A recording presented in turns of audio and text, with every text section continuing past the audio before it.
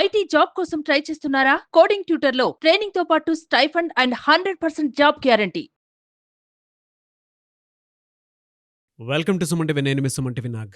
So చాలా రోజుల తర్వాత కోర్టు హీరింగ్ కనుక మనం చూస్తే ఈ రోజు వరకు ఉన్నటువంటి అప్డేట్స్ ప్రకారం ఏముంది ఏంటి అనేది ఈరోజు మనతో పాటు హైకోర్టు అడ్వకేట్ రవీంద్రనాథ్ గారు ఉన్నారు. అది వారి మాట్లాడి తెలుసుకుందాం. ఎందుకంటే ఇప్పటికే 1 మంత్ అయింది. అభయ కేసులో ఏం జరుగుతుంది ఏంటి అని చెప్పేసి యావత్ దేశం కూడా జస్టిస్ జరగాలి, we want justice, we demand justice అని చెప్పేసి కూరుకుంటూ ఉన్నారు. అందరూ రోడ్లపైకి వచ్చి మరీ ధర్నా చేయడం జరిగింది. అయితే ఇవాళ హీరింగ్స్ విన్న తర్వాత ప్రధానంగా వీటికి సంబంధించినటువంటి అంశాల్లో కీలకంగా ఫర్దర్గా ఏం జరిగే అవకాశం ఉంటుంది అనేది సో రవీంద్రనాథ్ గారి మాటలోనే అడిగి తెలుసుకుందాము. Hello sir. హాయ్ అండి నాగరాజ్ గారు. సో ఇవాళ హీరింగ్స్ మనం విన్నామండి. సో ఓవరాల్గా కనుక మీరు సెషన్ అబ్జర్వ్ చేస్తే ఎప్పుడున్న అప్డేట్స్ ప్రకారం కనుక చూస్తే ఏ విధంగా ఉంది అండ్ ఫర్దర్గా ఏ విధంగా ఉండే అవకాశం ఉంది ఇంట్లో? ఈ రోజు జరిగినటువంటి సుప్రీంకోర్టు ట్రయల్స్లో భాగంగా కొన్ని పాయింట్స్ అయితే కీలకమైన కొన్ని పాయింట్స్ అయితే రావడం జరిగింది.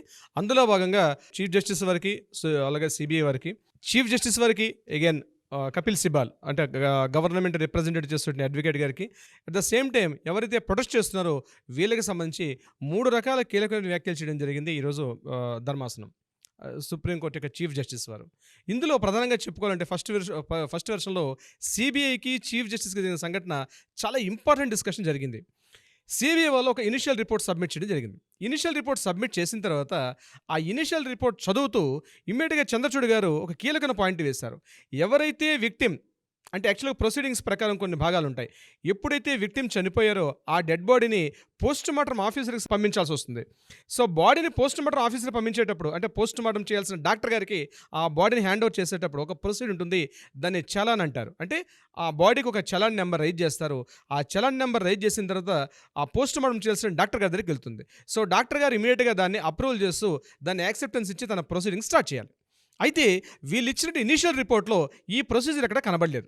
ఈ ప్రొసీజర్ యాక్చువల్గా సో ఇమీడియట్గా చంద్రచూడ్ గారు ఒక క్వశ్చన్ వేస్తారు. ఏదైతే ఇప్పుడు మీరు ఆ చలాన్ ఎక్కడ ఉందని అడిగారు. సిబిఐ వాళ్ళు తెల్లముఖం వేశారు. మరి మీరు దానికి ఇచ్చినటువంటి ఆ లెటర్ ఉంటుంది కదా, ఇది కన్ఫర్మేషన్ పోస్ట్ మార్టం డాక్టర్కి ఇచ్చిన లెటర్ ఏది? ఆ డాక్టర్ గారి లెటర్ అంటే లేదండి, ఆ లెటర్ కూడా లేదన్నారు. మరి ఎలా చేశారు అంటే ఓరల్గా ఇస్తే చేశారన్నారు. అంటే ఇంత క్రూషియల్ కేసు మీరు just without challan, without officers ఒక అథెంటికేషన్ లేకుండా ఎట్లా చేశారు? సో ఇమీడియట్గా వాళ్ళు ఏం చేశారంటే, మేము ఆల్రెడీ వెళ్ళేసరికి ఈ ప్రాసెస్ అయిపోయింది, మేము టేకప్ చేసుకున్న 4 days అయింది కాబట్టి ఇది ఆల్రెడీ లోకల్ పోలీసులు చేశారా అని చెప్పడం జరిగింది. అయితే ఒకటి చెప్పారు. అప్పుడు ఆయన ఏమన్నారంటే, ఈ విషయాన్ని తప్పించి మీరు ఇచ్చిన ఇనిషియల్ రిపోర్ట్ సరిపోవట్లేదు, ఈ ఇనిషియల్ రిపోర్ట్ పైన మాకు స్టేటస్ రిపోర్ట్ కావాలి. స్టేటస్ రిపోర్ట్ ఇవ్వడానికి మీకు 1 week టైం ఇస్తున్నాము. నాకు క్లియర్గా కంప్లీట్గా ఏదైతే జరిగిందో మినిట్స్ లాగా time to time a minute ఏం జరిగింది, ఏ మినిట్ ఏం జరిగింది, కంప్లీట్ స్టేటస్ రిపోర్ట్ అంటారు. అంటే లీగల్ టెర్మినాలజీలో స్టేటస్ రిపోర్ట్ అంటే ఇట్స్ ఎ మినిట్స్ బుక్ లాగా అనమాట. అంటే స్టేటస్ రిపోర్ట్ అన్న వర్డ్ వాడతాం లీగల్గా. అంటే టైం లైన్ అంటాం మనం. సో జనరల్ కండిషన్స్ మనం టైం లైన్ అంటాం. లీగల్ టెర్మినాలజీ దాన్ని స్టేటస్ రిపోర్ట్ అంటారు. స్టేటస్ రిపోర్ట్ అంటే ఏ క్షణం ఏం జరిగింది, ఏ మినిట్ ఏం జరిగింది, ఏ మినిట్ ఏం జరిగింది. మార్నింగ్ 9:30కి బాడీ హ్యాండ్ ఓవర్ చేసుకున్నారు. 9:30 నుంచి మీరు లీగల్ ప్రొసీడింగ్స్ ఏమేం అంటే పోస్ట్ మార్టం వరకు అప్డేట్స్ వరకు ఏం జరిగిందని క్లియర్గా ఈ స్టేటస్ రిపోర్ట్ ఇవ్వమని చెప్పి సిబిఐ వరకు ఇమీడియట్గా 1 week టైం ఇచ్చారు. నెక్స్ట్ ట్యూస్డేలోగా సబ్మిట్ చేయమని చెప్పారు. అయితే ఈ సబ్మిట్ చేసేటప్పుడు వీళ్ళ దగ్గర కొంత ఎవిడెన్స్ ఉంది ఆల్రెడీ సిబిఐ వాళ్ళ దగ్గర. దీనికి సంబంధించి సిబిఐ వాళ్ళు ఏం చేశారంటే, కోర్టు ఒక పక్కన హీరింగ్స్ అవుతున్నప్పుడే వీరు మరొక స్టేటస్ రిపోర్ట్ తయారు చేసి ఒక సీల్డ్ కవర్లో సబ్మిట్ చేశారు. మేము ఆల్రెడీ ఇస్తున్నాం సీల్డ్ కవర్ మీద, దీన్ని మీరు నెక్స్ట్ ట్యూస్డే కదా మేము ఇంకా అప్డేట్ చేసేస్తాం, బట్ ఇప్పుడున్న మా రిపోర్ట్ని సీల్డ్ కవర్గా తీసుకోమని చెప్పడం జరిగింది. సో అది సీల్డ్ కవర్లో ఉంది. అందులో ఉన్న కంటెంట్ ఏంటి అన్నది మనకి ఇప్పటిదాకా రివీల్ అయ్యే అవకాశం మనకు తెలియలేదు ఏం జరిగిందో. అది బహుశా నెక్స్ట్ హీరింగ్స్లో తెలుస్తుందో, లేకపోతే మీన్ వేలు మనకి ఏమైనా వచ్చే అవకాశం ఉంటుందో తెలియట్లేదు ప్రస్తుతానికి. బహుశా మేబీ రావచ్చు దానికి సంబంధించి. సో ఇది ఒక కీలకమైనటువంటి విషయం జరిగింది. అంటే ఎక్కడ విక్టిమ్కి ఎప్పుడు జరిగింది, ఆ చలాన్ ఎప్పుడు రైజ్ చేశారు, ఆ బాడీకి పోస్ట్ మార్టం ఆఫీసర్ రిపోర్ట్ చేశారు. ఈ యొక్క డిస్కషన్తో పాటు మరికొన్ని కీలకమైన డౌట్స్ కూడా రైజ్ చేసి ఉండొచ్చు. బహుశా అవి కూడా రివీల్ అయ్యే అవకాశం ఉంటుంది నెక్స్ట్ విషయంలో.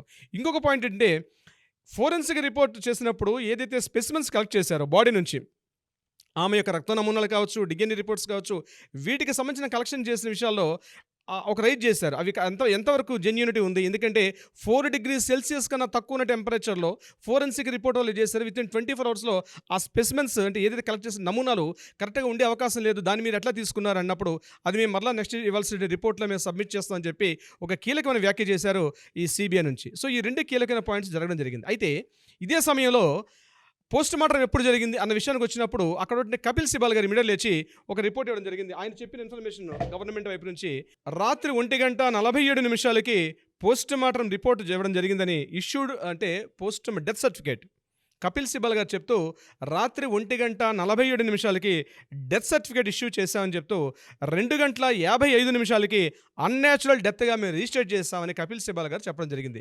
ఇదే విషయాన్ని సిబిఐ వాళ్ళకి తిరిగినప్పుడు సిబిఐ నుంచి సొలిసిటర్ జనరల్ దీన్ని రిప్రజెంటేషన్ చేస్తున్నారు. ఆయన పేరు తుషార్ మెహతా. ఆయన మాట్లాడుతూ రాత్రి 11:30 ఎఫ్ఐఆర్ నమోదు చేసినట్టుగా మాకు ఇన్ఫర్మేషన్ వచ్చిందని చెప్పి సిబిఐ నుంచి చెప్పడం జరిగింది. సో ఇప్పుడు సిబిఐ వారు చెప్తున్న ఇన్ఫర్మేషన్కి ప్రభుత్వం చెప్తున్నటువంటి కపిల్ సిబల్ గారు చెప్పిన వ్యాఖ్యకి మధ్యలో కొంత కాంట్రడిక్షన్ వచ్చింది ఈ టైమింగ్స్ విషయంలో. దీనికి సంబంధించి కూడా హీరింగ్ జరిగింది. ఆ నెక్స్ట్ డిస్కషన్లో దీని క్లారిటీ కూడా వచ్చే అవకాశం ఉంటుంది. సో దీని కంటిన్యూషన్గా సిబిఐలో మరొక ఇన్ఫర్మేషన్ కూడా ఇవ్వడం జరిగింది. దాంట్లో మార్నింగ్ 9:30 మేము డెడ్ బాడీని కలెక్ట్ చేసుకున్నామని, అంటే ఎవరైతే రిపోర్టింగ్స్ పోస్ట్ మార్టంకి, ఆ సమయానికి ఆ అమ్మాయి బాడీ పైన ఒక జీన్ ప్యాంట్ లేదని, అర్ధనగ్నంగా ఉన్నటువంటి స్థితిలో బాడీ అచేతనంగా పడి ఉందని, అదేవిధంగా ఆమె యొక్క ప్రైవేట్ పార్ట్స్ పైన కొన్ని గాయాలు నమోదైనట్టుగా ఉన్నాయి. దీనికి సంబంధించి మేము కంప్లీట్గా ఆ ఇమేజెస్ అన్ని కూడా ప్రొడ్యూస్ చేయడం జరిగింది సిబిఐ వారు కోర్టుకు ముందు. అట్ ద సేమ్ టైం ఇమ్మీడియట్గా చంద్రచూడ్ గారు ఒక క్వశ్చన్ రైజ్ చేశారు. సీసీ ఫుటేజ్లో మీరు అక్యూజ్డ్ నిందితుడు తిరుగుతున్నట్టుగా మీరు చెప్పారు కదా, మరి అటువంటి నిందితుడు అతని తర్వాత ఎవరైనా ఆ ప్రాంతానికి వెళ్ళారా, అవి కూడా ఇమేజెస్ ఉన్నాయంటే అవి ప్రెజెంటే సబ్మిట్ చేయలేదు. నెక్స్ట్ వచ్చే హీరింగ్స్లో నెక్స్ట్ ఆ ఒక్క టైం లేని కాకుండా నెక్స్ట్ ఎవరైనా ఆ టైంలో ఎంటర్ అయ్యారా, వారికి సంబంధించిన విషయాలు కూడా బహుశా కోర్టు ముందు ఉంచే అవకాశం ఉంటుంది నెక్స్ట్ హీరింగ్స్లో. దీనికి సంబంధించి ఇమీడియట్గా కపిల్ సిబాల్ గారు లేస్తూ ఒక మాట చెప్పారు. ఏదైతే ఉందో టోటల్గా అంతా కూడా ఈ పోస్ట్ మార్టం మేము చేసినంత కూడా రికార్డెడ్ వీడియో మేము విత్ ఒక మెడికల్ ఆఫీసర్ త్రూగా ఎవరైతే ఉన్నారో అథెంటికేషన్, ఆ మెడికల్ ఆఫీసర్ త్రూగా మేము టోటల్ వీడియో రికార్డ్ చేసాం, ఆ వీడియో సబ్మిట్ చేస్తున్నాం అని చెప్పి కోర్టుగా ఆ recorded video post mortem reports చేయడం జరిగింది. అయితే దీంట్లో సిబిఐ వాళ్ళకు రేజ్ చేశారు. సిబిఐ వాళ్ళకి ఇచ్చిన ఏదైతే పోస్ట్ మార్టం రిపోర్ట్ ఉందో ఆ రిపోర్ట్ యొక్క సిగ్నేచర్లో అథెంటికేషన్ చేస్తూ left side right side signatures, ఆ సిగ్నేచర్స్ బాటమ్ లైన్ సిగ్నేచర్స్ కూడా మరొకసారి రీచెక్ చేయమని చెప్పి ముఖ్యంగా ఆ ధర్మాసనం హైకోర్టు సుప్రీంకోర్టు వాళ్ళు ఏం చేశారంటే దీన్ని మళ్ళీ ఫోరెన్సిక్ ఆ సిగ్నేచర్స్ని కూడా టాలీ చేయమని చెప్పి పైనుంచి కూడా ఒక ఆర్డర్స్ రావడం జరిగింది. దీని మీద కూడా కూలంకుషంగా చర్చ జరిగే అవకాశం ఉంటుంది నెక్స్ట్ సెషన్స్లో. నెక్స్ట్ సెషన్ ఎప్పుడు ఉండే అవకాశం ఉంటుంది అనుకోవచ్చు మనం? నెక్స్ట్ మంగళవారం అంటే బహుశా సెప్టెంబర్ 17 వరకు నెక్స్ట్ మళ్ళీ ఒక హీరింగ్స్ కానీ ట్రయల్స్ కానీ ఉండే అవకాశం ఉంటుంది. ఆ సమయానికల్లా జడ్జిమెంట్ వచ్చే అవకాశం ఉందని ఎక్స్పెక్ట్ చేస్తున్నాం మనం. సో ఈ రిపోర్ట్స్, సీల్డ్ కవర్స్ ఇవన్నీ కూడా అందజేశారు కాబట్టి సుప్రీంకోర్టు సంబంధించి మనకు ఇన్ఫర్మేషన్. సో దీనిలో భాగంగా మరికొన్ని కీలకమైన విషయాలు కూడా సుప్రీంకోర్టు ధర్మాసనం చెప్పడం జరిగింది. అందులో ముఖ్యమైన విషయం ఏంటంటే కపిల్ సిబాల్ గారు ఈ డిస్కషన్ అయిన తర్వాత ఒక పాయింట్ రైజ్ చేశారు.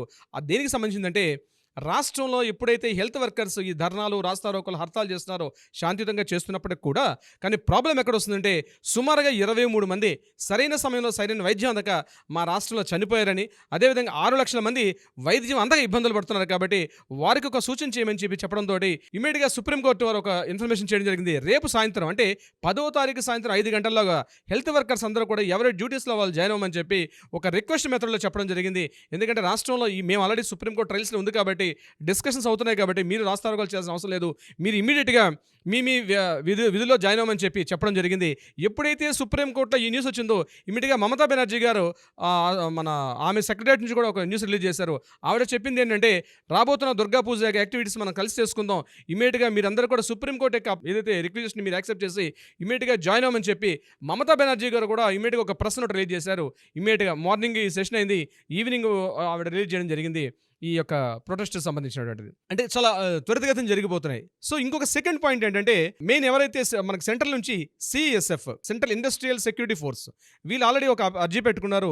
ఆ అర్జీ ప్రకారం ఏంటంటే మాకు సరైన వసతులు అందివ్వట్లేదు స్టేట్ గవర్నమెంట్, మేము ముఖ్యంగా చాలా ఇబ్బందులు పడుతున్నాం భద్రతా దళాలు రీచ్ అని చెప్పి ఒక అపీల్ చేసుకున్నప్పుడు సుప్రీంకోర్టు ఇమీడియట్గా చాలా తీవ్రంగా తీసుకొని ఈ భద్రతా దళాలు ఎవరైతే ఉన్నారో సిఎస్ఎఫ్ వాళ్ళకి ఈరోజు సాయంత్రం 5 గంటల్లోగా వాళ్ళందరికీ ట్రాన్స్పోర్టేషన్ అంటే ఎక్కడి నుంచి వాళ్ళు ఎక్కడి నుంచి వాళ్ళ ట్రాన్స్పోర్టేషన్ వాళ్ళ ఇంటి నుంచి కానీ ఎక్కడైతే పనిచేస్తున్న వర్క్ ప్లేస్లకి ఇమ్మీడియట్గా ఈరోజు సాయంత్రం 5 గంటల్లోగా వాళ్ళకి ఆ ఫెసిలిటీస్ ఇమ్మీడియట్గా ప్రొవైడ్ చేయమని చెప్పి స్టేట్ గవర్నమెంట్కి ఒక సూచన చేయడం జరిగింది. అట్ ద సేమ్ టైం ఈరోజు రాత్రి 9 గంటల్లోగా వాళ్ళకి ఇవ్వాల్సిన ఎలక్ట్రానిక్ గాడ్జెట్స్ అంటే వాళ్ళకి వాకీ టాకీస్ కావచ్చు ఏవైతే ఆ ఇన్స్ట్రుమెంట్స్ ఇవ్వకుండా ఇబ్బంది పెడుతున్నారు కాబట్టి ఈరోజు రాత్రి 9 గంటల్లోగా వాళ్ళకి హ్యాండ్ ఓవర్ చేయమని చెప్పి క్లియర్ గైడ్లైన్స్ అనేది ఇవ్వడం జరిగింది సుప్రీంకోర్టు ధర్మాసనం. ముఖ్యంగా మరొక కీలకమైన పాయింట్ ఏంటంటే నాగరాజ్ గారు ఇవాళ చెప్పినటువంటిది ఇటీవల కాలంలో సోషల్ మీడియాలో విస్తృతంగా ఉన్నటువంటి ఈ విక్టిమ్ యొక్క ఫొటోస్, ఇమేజెస్ చాలా విస్తృతంగా ప్రచారంలోకి వస్తున్నాయి. ఇమ్మీడియట్గా విత్ ఇన్ 1 వీక్లోగా పూర్తిగా సోషల్ మీడియా నుంచి ఆ ఇమేజెస్ అనేవి కనబడకుండా విక్టిమ్ తాలూకా ఇమేజెస్ కానీ ఆమెకి సంబంధించినటువంటి దృశ్యాలు ఏవైతే వీడియోస్ కానీ ఫొటోస్ కానీ ఎక్కడ సోషల్ మీడియాలో కనబడకూడదు, దానికి కావాల్సిన చర్యలు తీసుకోమని చెప్పి మమతా బెనర్జీ ప్రభుత్వానికి క్లియర్గా ఒక సూచన చేశారు దీనికి సంబంధించి. ఓకే. అంటే నాట్ ఓన్లీ ఒక ఆమె ఇమేజెస్ అవి కాకుండా డెడ్ బాడీకి సంబంధించిన ఫొటోస్ కూడా కొన్ని అన్వాంటెడ్గా రిలీజ్ అవుతున్నాయి. ఆ డెడ్ బాడీ ఇమేజెస్ కానీ ఆ సీసీ ఫొటోస్ ఏది కూడా ఎక్కడ కూడా సోషల్ మీడియాలో ఉండకూడదు, అవి పూర్తిగా విత్ ఇన్ 1 వీక్లోగా పూర్తిగా రిమూవ్ చేయమని చెప్పి సోషల్ మీడియా ఐటీ సెగ్మెంట్కి ఇవ్వమని చెప్పి మమతా బెనర్జీ ప్రభుత్వానికి క్లియర్గా గవర్నమెంట్కి ఒక సూచన చేయడం జరిగింది. ఇదిలో ఉండగా నాగరాజు గారు మెయిన్ కీ పాయింట్ ఏంటంటే ఇప్పటి వరకు మనకు తెలిసినటువంటి ఇన్ఫర్మేషన్ ప్రకారం సంజయ్ రాయ్ ఒక్కడే ఎక్యూజ్డ్ అని, సంజయ్ రాయ్ మాత్రమే ఒక వ్యక్తి మాత్రమే కీలకంగా ఈ యొక్క కేసులో పార్టిసిపేట్ చేశాడని మొత్తం అనుకుంటున్నాం. ఇందులో గ్యాంగ్ రేప్ కాదు, ఇది ఒక ఓన్లీ ఇండివిజువల్గా జరిగిన సంఘటనగా చెప్పడం జరుగుతుంది. కానీ సిబిఐ వాళ్ళు ఏదైతే మన కోర్టుకి సమర్పించినటువంటి సీల్డ్ కవర్లో ఇంకా ఎవరైనా వ్యక్తులే ఉన్నారు. ఎందుకంటే అది లైవ్ టెలికాస్ట్లో కొన్ని విషయాలు రాకపోవచ్చు. ఎందుకంటే జరుగుతున్నటువంటి సంఘటన ఏదో అక్కడ లోకల్గా జరిగిన చిన్న సంఘటన కాదు, దేశవ్యాప్తంగా సంచలనాలు రేకెత్తించు కాబట్టి బహుశా చాలామంది కొంతమంది వ్యక్తులు ముఖ్యంగా పార్టీ పరంగా కావచ్చు, కొంతమంది ఇంటలెక్చువల్స్ ఏమైనా మాట్లాడుతున్నారంటే ఆ సీల్డ్ కవర్లో ఇన్ఫర్మేషన్ ఏదైతే ట్రయల్స్లో బయటకు వస్తుందో గడిచిన వారం నెక్స్ట్ 1 వీక్ తర్వాత ఇందులో చాలా పెద్దవాళ్ళ హస్తాలు కూడా బయటకు వచ్చే అవకాశం ఉంటుంది అని చెప్తూ ఒక విషయం చెప్పడం కూడా జరిగింది. సందీప్ ఘోష్ యొక్క డిస్కషన్స్ కూడా స్టార్ట్ అయిన తర్వాత, అంటే సందీప్ ఘోష్ ఏదైతే ఈ ఫినాన్షియల్ రెగ్యులేటరీస్ కానీ అదేవిధంగా ఇది ఇక్కడ యాక్చువల్గా ఈ కేసు అనేది 3 కోర్టులో ఉంది. ఒకటి హైకోర్టులో ఉంది, కలకత్తా హైకోర్టులో కేసు ఉంది. అట్ ద సేమ్ సెల్డా కోర్టులో డిస్ట్రిక్ట్ మ్యాజిస్ట్రేట్ కోర్టు అండి సెల్డా కోర్టులో ఒక కేసు నడుస్తుంది. అట్ ద సేమ్ టైం సుప్రీంకోర్టులో ఉంది. సుప్రీంకోర్టు కేవలం ఇప్పటి వరకు సబ్మిట్ చేసింది ఏంది, ఆ రోజు విక్టిమ్ మీద జరిగినటువంటి సుమోటోగా తీసుకున్న డిస్కషన్స్ మాత్రమే. హైకోర్టులో ఈయన మీద సిబిఐ వల్ల ఫినాన్షియల్ ఇర్రెగ్యులేటరీస్ జరుగుతున్నాయి. సెల్డా కోర్టులో కూడా financial irregularities at the same time ED తలగ దాడులు కూడా జరుగుతున్నాయి. సో 3 కోర్టుల ఇష్యూ మీద నడుస్తుంది. సుప్రీంకోర్టు ఇవాళ మాట్లాడింది కేవలం విక్టిమ్ మీద జరిగిన దాడులకు సంబంధించి మాట్లాడుతున్నారు. సో ఇది దేనికి దానికి మనం డివైడ్ చేసి చూసే పరిస్థితి రాదండి, ఇవన్నీ కూడా ఇంటర్లింక్ ఉంటుంది. సో సందీప్ ఘోష్ యొక్క పాత్ర ఇందులో ఉందా లేదన్నది బహుశా మా జ్యుడిషియల్ మేము లీగల్ పరంగా ఏమనుకుంటున్నాం అంటే ఆ సీల్డ్ కవర్లో ఇన్ఫర్మేషన్ ఏదైనా ఉండొచ్చు, సందీప్ ఘోష్ యొక్క ఇన్వాల్వ్మెంట్ అంటే ఈ కేసుకు సంబంధించి కూడా ఉండొచ్చు. కానీ అంటే లైవ్ టెలికాస్ట్ అవుతుంది కాబట్టి వాళ్ళు కూడా చాలా జాగ్రత్తగా చేస్తారు. సుప్రీంకోర్టు గైడ్లైన్స్ ప్రకారం కూడా ఏంటంటే ఏ విషయాలు అసెంబ్లీ ప్రసారాలు చేసినప్పుడు కూడా చూడండి ఎంతవరకు అవసరమో కీ పాయింట్స్ అంతవరకు రిలీజ్ చేస్తారు. టోటల్ డిస్కషన్స్ బయటకు రివీల్ చేయాలి అసెంబ్లీ ప్రసారాల్లో కూడా. మీరు బహుశా అబ్జర్వ్ చేసే ఉంటారు నాగరాజ్ గారు. అట్ ద సేమ్ టైం సుప్రీంకోర్టులో కూడా డిస్కషన్స్ ఏవైతే లైవ్ టెలికాస్ట్ ఇస్తున్నారు కానీ 100% లైవ్ టెలికాస్ట్ రావట్లేదు. కొన్ని కీలకమైన అంశాలు అంటే అది దేశ భద్రత దృష్ట్యా ఈ కేసును తప్పుదో పట్టించుకోకూడదనే దృష్ట్యా కొన్ని వాళ్ళు అక్కడ ప్రికాషన్స్ పాటిస్తారు. బహుశా నేను అనుకోవడం ఏంటంటే అవి కూడా తొందరలోనే వెలుగులోకి వచ్చే అవకాశం ఉంటుంది. కాబట్టి దీంట్లో కేవలం అక్యూజ్డ్ సంజయ్ రాయ్ అయినా ఇంకెవర పాత్ర ఉందా అన్న విషయం కూడా కొన్ని విభిన్న కోణాలుగా వినిపిస్తున్నాయి. అది మనం బహుశా నెక్స్ట్ ట్రయల్స్లోగా సుప్రీంకోర్టు ఇచ్చే గైడ్లైన్స్ ప్రకారం మనకు తెలిసే అవకాశం కూడా ఉంటుంది నాగరాజు గారు. వాట్ ఎవర్ ద రీజన్ అండి, మనం మాత్రం జస్టిస్ కోసం అని చెప్పేసి వెళ్తూ ఉన్నాము. డెఫినెట్గా కీలక అంశాలు అయితే బయటకు వచ్చేటువంటి ఒక్కొక్క మంచి పరిణామం కోసం వచ్చే అవకాశం ఉందని చెప్పి మనం భావించవచ్చు. ఎందుకు అని అంటే ఇందులో కనుక చూస్తే అండి వెరీ క్లియర్, సుప్రీంకోర్టు చెప్పినటువంటి ట్రయల్స్ ప్రకారం కనుక చూస్తే కొన్ని క్వశ్చన్స్ వేయటం జరిగింది. చాలానా ఎక్కడ వాటికి సంబంధించినటువంటి అంటే దీన్ని మిస్లీడ్ చేస్తున్నారు అనేటువంటి విషయం వెరీ క్లియర్ తెలిసిపోతుంది. రేపటికి కూడా కొన్ని విషయాలు వస్తాయి. ఎందుకంటే సెల్డా కోర్టుకు సంబంధించినటువంటి వాటిల్లో ఈయన ఫినాన్షియల్ రెగ్యులేషన్స్ ఏవైతే ఉన్నాయో అక్రమ ఆస్తుల వాటికి సంబంధించినటువంటి వాటిల్లో ఇతను ఫేస్ చేస్తున్నటువంటి కొన్ని ఫేస్ చేస్తున్నారు. ఇప్పటివరకు ఎఫ్ఐఆర్ కూడా బుక్ అవ్వలేదు. సెకండ్ థింగ్, ఆల్రెడీ హైకోర్టులో సో ఈయనకి కావాల్సినటువంటి ముట్టికాయలు అయితే పడుతూనే ఉన్నాయి రెగ్యులర్గా. అండ్ ఇతను ఉన్నాడా లేడా అనేటువంటి విషయం కూడా ఈ కోర్టులు ఏవైతే ఉన్నాయో సెల్డా కోర్ట్ దాంతోపాటు హైకోర్టు రేపు ఇచ్చేటువంటి కొన్ని సూచనలు సలహాలు ఏవైతే ఉన్నాయో అంటే ఏం జరుగుతుంది ఏంటి అనేటువంటి దానికి కూడా అప్డేట్ రావాల్సినటువంటి అవసరం ఉంది. బట్ వెరీ క్లియర్ అండ్ ఇది ఎక్కడా మిస్లీడ్ అవ్వకుండా కూడా ముందుకు వెళ్తుంది. బట్ డెఫినెట్గా జస్టిస్ జరిగే అవకాశం ఉంటుంది.